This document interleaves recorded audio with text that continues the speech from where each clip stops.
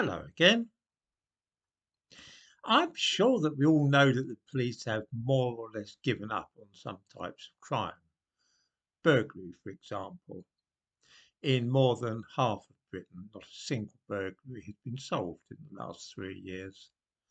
The police don't even pretend to investigate things like burglaries and car thefts anymore. It's a lot of fuss and bother finding criminals, you see, and then arresting them and taking them to court and all that paperwork.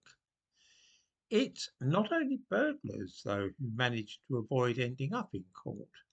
Rapists, child molesters, and members of grooming gangs are also able to get away with not being charged with their crimes and taken to court.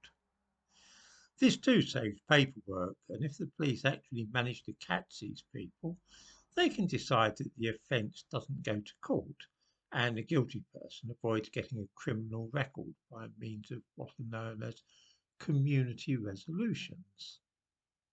What does this mean? Well, essentially, it means giving the naughty criminal a stern talking to and then making him say sorry to his victim. In other words, rapists are treated in the same way that children in a school playground might be dealt with if they are found to be misbehaving towards other pupils. What?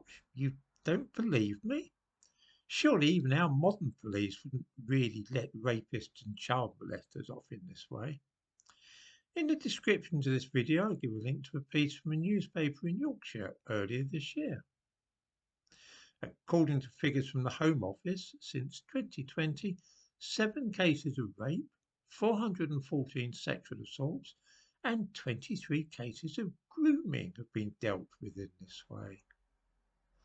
Yes, that's right. 23 cases of grooming of underage children have been resolved like this, with the perpetrator saying sorry, they won't do it again. That way they can avoid being prosecuted.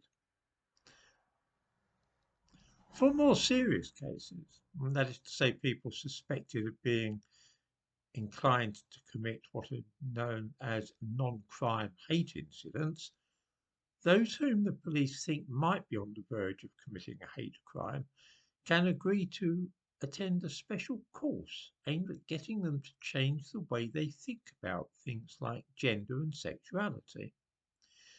Going on one of these re-education courses can also help avoid taking people to court.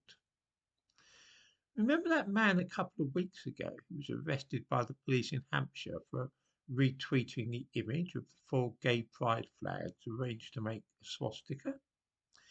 He was only arrested because he refused to pay to go on one of these re-education courses, which are designed for people accused of racism, sexism, misogyny, and transphobia.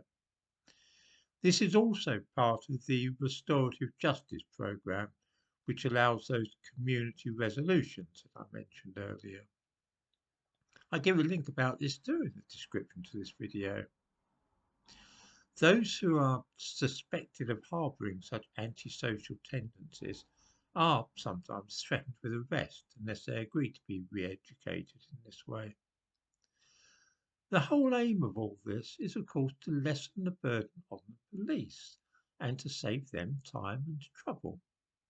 Crimes such as burglary are simply ignored, along with shoplifting, vandalism, car theft, and so on.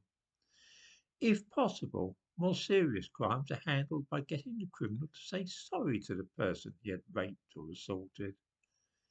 Really dangerous criminals, like the chap who tweeted that image of the 4 gay pride flags, are sent to be re-educated.